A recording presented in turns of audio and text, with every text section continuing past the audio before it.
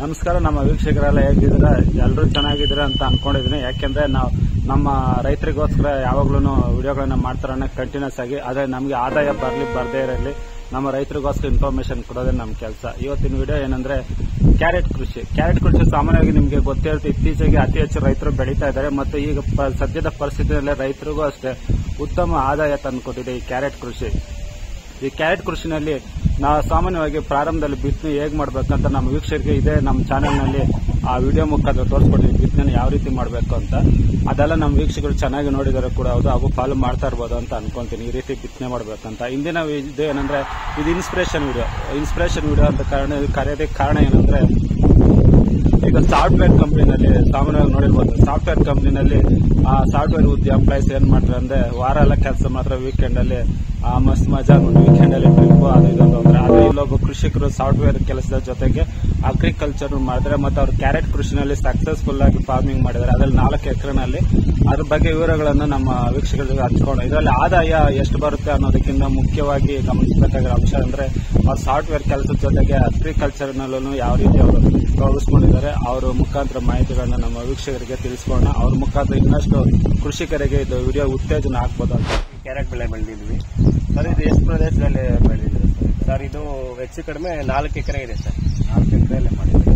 4 ಎಕರೆಗೆ ಅಂದ್ರೆ ಈಗ ಹಾರ್ವೆಸ್ಟ್ ಮಾಡ್ತಾರೆ ಅಂತಿಮ ಅಂತ ಹೇಳ್ಬೋದು. ಆ 4 ಎಕರೆ 4-5 ದಿವಸದಿಂದ ಹಾರ್ವೆಸ್ಟ್ ಮಾಡಿದ್ರಲ್ವಾ, ಇಂದಿಗೆ ಎಷ್ಟು ಟನ್ ವರೆಗೂ ನಿಮ್ಗೆ ಸಿಕ್ಕಿದೆ ಸರ್ ಇಳುವರಿ? ಯಾಕೆಂದ್ರೆ ಪ್ರಾರಂಭದಲ್ಲಿ ಹೇಳೋದು ಬೇರೆ ಇಳುವರಿ, ನಿಮ್ಗೆ ಎಕ್ಸಾಕ್ಟ್ ಆಗಿ ಸಿಕ್ಕಿರೋ ಇಳುವರಿನ ನೀವು ಕರೆಕ್ಟ್ ಆಗಿ ಹೇಳ್ಬೋದಲ್ಲ? ಆಕ್ಚುಲಿ ಏನಾಯ್ತು ಅಂದ್ರೆ ನಾವು ಇದು ಕೊಳ್ಳೋಕೆ ಸ್ಟಾರ್ಟ್ ಆಯ್ತು. ಸೊ ಅದಕ್ಕೆ 2.5 ತಿಂಗಳಿಗೆಲ್ಲ ನಾವು ಹಾರ್ವೆಸ್ಟ್ ಮಾಡಕ್ ಸ್ಟಾರ್ಟ್ ಮಾಡ್ಕೊಂಡ್ಬಿಟ್ವಿ. ಸೊ ಅದರಿಂದ ಇವಾಗ 1 ಎಕರೆಗೆ ನಾವು ಲೆಕ್ಕ ಹಾಕೊಬೇಕಂದ್ರೆ ಒಂದು 12-12.5 ಟನ್ ಸಿಗ್ತಾ ಇದೆ 1 ಎಕರೆ. ನಾವು ಚೆನ್ನಾಗಿ ಒಂದು ಲಾಸ್ಟ್ ವರ್ಗು 3 ತಿಂಗಳವರೆಗೂ ಇದ್ದಿದ್ರೆ ಒಂದು 14-15 ಟನ್ ವರೆಗೂ ಸಿಗ್ತಾ ಇತ್ತು. ಬೇಗ ಹಾರ್ವೆಸ್ಟ್ ಮಾಡೋದಕ್ಕೆ ಕಾರಣ ಏನಿದೆ? ಅದೇ ಕೊಳ್ತೋಗಕ್ಕೆ ಸ್ಟಾರ್ಟ್ ಆಯ್ತು, ಜಾಸ್ತಿ ತೇವಾಂಶ ಮತ್ತೆ ವೆದರ್ ಚೇಂಜ್ ಆಯ್ತಲ್ಲ, ಸೊ ಮಳೆಗಾಲದಿಂದ ಪ್ರಾಬ್ಲಮ್ ಆಗಿದೆ.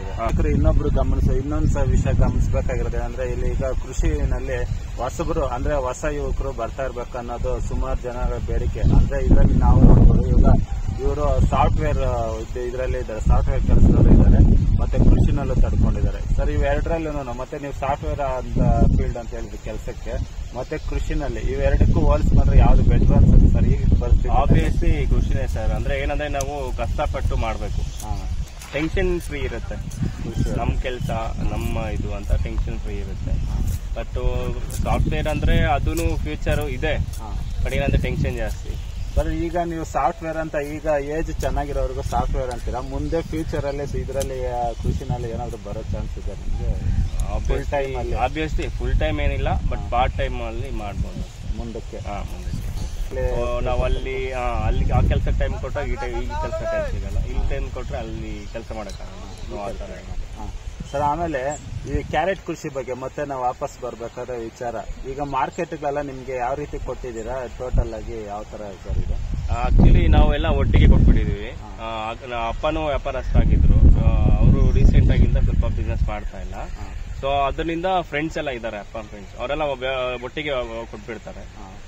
ಆತರ ಅಂದ್ರೆ ಅದರಲ್ಲಿ ಟನ್ ಲೆಕ್ಕ ಕೊಟ್ಬಿಡ್ತಾರೆ ಒಟ್ಟಿಗೆ. ಟನ್ ಲೆಕ್ಕದಿಂದ ನಿಮ್ಗೆ ಮಾರ್ಕೆಟ್ಗೆ ಯಾವ್ದೋ ತೊಂದರೆ ಇಲ್ಲ ಅಲ್ವಾ? ತೊಂದರೆ ಇಲ್ಲ ಸರ್. ಈಗ ಥರ್ಡ್ ಪಾರ್ಟಿ ಇನ್ವಾಲ್ವ್ಮೆಂಟ್ ಇರೋದಿಲ್ಲ ಇಲ್ಲಿ. ಹೌದು, ಇದು ನೇರ ಈಗ ನಿಮ್ಗೆ ಮಿಡ್ಲಲ್ಲಿ ಒಬ್ರು ವ್ಯಾಪಾರ ಮಾಡೋದು ಮತ್ತೆ ಮಾರ್ಕೆಟ್ಗೆ ಆತರ ಏನಿಲ್ಲ, ಡೈರೆಕ್ಟ್ ಆಗಿ ಸೇಲ್ ಮಾಡೋದು.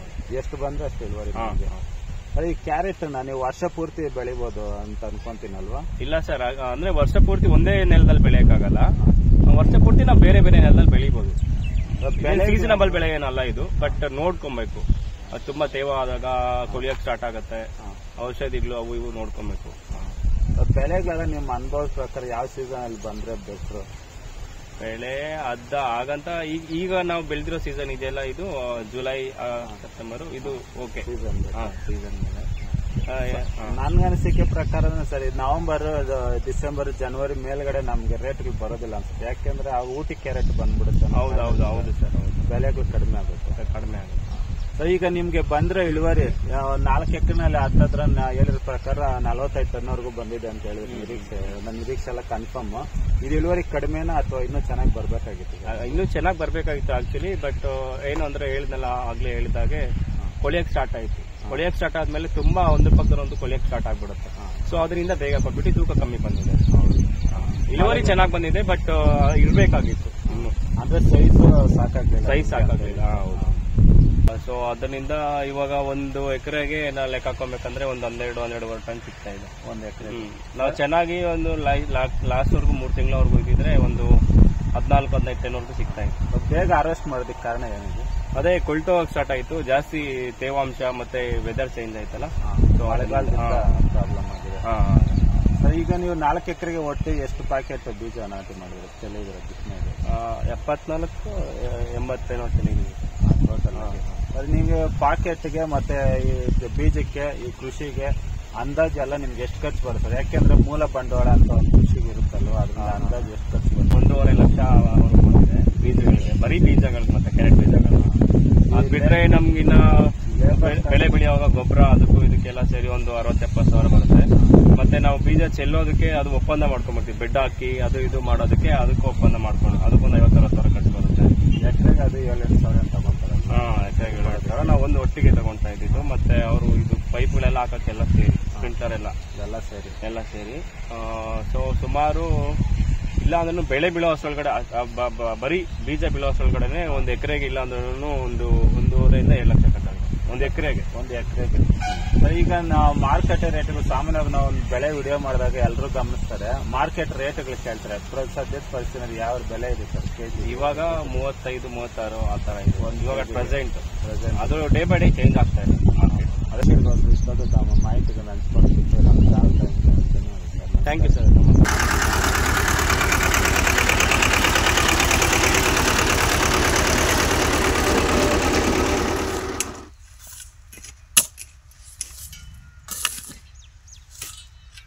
ಅಂದರೆ ಉಷ್ಣಾಂಶ ಟೆಂಪ್ರೇಚರ್ ಜಾಸ್ತಿ ಇರೋದ್ರಿಂದ ಬೀಜ ಕಡಿಮೆ ಜರ್ಮಿನೇಷನ್ ಬರುತ್ತೆ. ಈ ಬೀಜ ಎಲ್ಲ ಏನಿದೆ ಪ್ಯಾಕೆಟ್ ಇದೆ ರೇಟ್ ಇದು 1520 ರೂಪಾಯಿ. 100 ಗ್ರಾಮ್ ಅಂದರೆ 100 ಗ್ರಾಮ್ ಪ್ಯಾಕೆಟ್ ಅಲ್ವಾ? ಒಂದು ಎಕರೆಗೆ 20-25 ಪ್ಯಾಕೆಟ್ ಬೇಕಾಗುತ್ತೆ. ಈಗ 20-22. ಹಾಂ. ಯೂರಿಯಾ ಜೊತೆ ಮಿಕ್ಸ್ ಮಾಡ್ತಾ ಇದ್ರಲ್ಲ, ಇದು ಬೀಜಕ್ಕೆ ಏನು ಡ್ಯಾಮೇಜ್ ಮಾಡಲ್ಲ?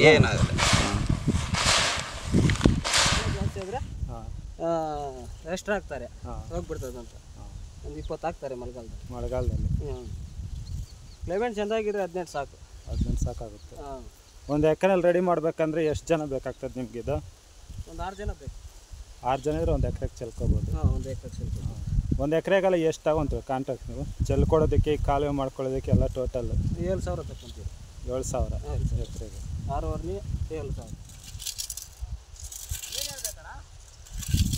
ಏನು ಇವಾಗ ಮಾಮೂಲಿ ನೀವು ಯಾವ ಥರ ಮಾಡ್ತೀರಾ, ಏನೇನು ಮಾಡ್ತೀರಾ ಪ್ರೊಸೀಜರ್? ಒಂದು ಎಕರೆಗೆ ಎಷ್ಟು ಬೀಜ ಚೆಲ್ಬೋದು? ಇನ್ನು ಚೆಲ್ಬೇಕಂದ್ರೆ ಎಷ್ಟು ಆಳು ಬೇಕಾಗ್ತದೆ ಅಷ್ಟೇ, ಇನ್ನೇನಿಲ್ಲ. ನೀವು ಏನು ಕಾಂಟ್ರಾಕ್ಟ್ ತಗೊತೀರಾ ಅಷ್ಟೇ. ಬೇರೆ ಯಾರನ್ನ ಕಾಂಟ್ಯಾಕ್ಟ್ ಮಾಡೋಂಗಿದ್ರೆ ನಿಮ್ಮ ನಂಬರ್ ಹಾಕಿರ್ತೀನಿ.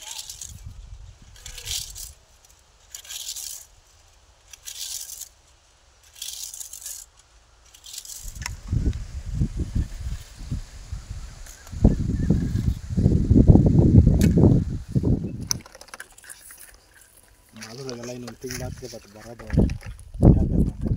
ನೀರು ಹೊರಗಡೆ ಬರೋ ಥರ ಮಾಡ್ಕೊಂಡ್ರೆ ಅದರೊಳಗಡೆ ಇರೋ ಮಣ್ಣು, ಕಸ ಕಡ್ಡಿ ಎಲ್ಲ ಹೋಗಿ ಸ್ಪ್ರಿಂಕ್ಲರಲ್ಲಿ ತಗ್ಲಾಕೊಳ್ಳೋದನ್ನು ತಪ್ಪಿಸ್ಬೋದು. ಅದರಿಂದ ಈ ರೀತಿ ಹೊರಗಡೆ ನೀರು ಬಂದ ಮೇಲೆ ನೋಡ್ಬೇಕು, ಇಲ್ಲಿ ಟೈಟ್ ಮಾಡಿದ್ಮೇಲೆ ಇಲ್ಲಿ